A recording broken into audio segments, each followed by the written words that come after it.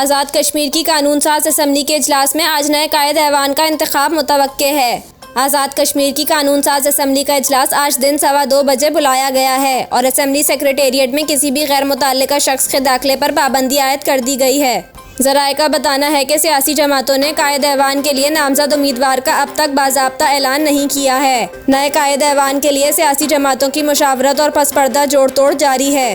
Pakistan peoples party के रहनुमा चौधरी यासीन का दावा है कि मैं अपोजिशन जमातों का मुतफक्का उम्मीदवार हूँ, जबकि सदर मुस्लिम लीग नून आज़ाद कश्मीर शाह गुलाम कादिर का कहना है कि अब तक मुतफक्का उम्मीदवार का फैसला नहीं हुआ। पीपल्स पार्टी के रहनुमा और आज़ाद कश्मीर में अपोजिशन लीडर चौधरी लतीफ़ अकबर का कहना है कि चौधरी यासीन वज़ारत उज़्मा के खुद साख्ता उम्मीदवार हैं।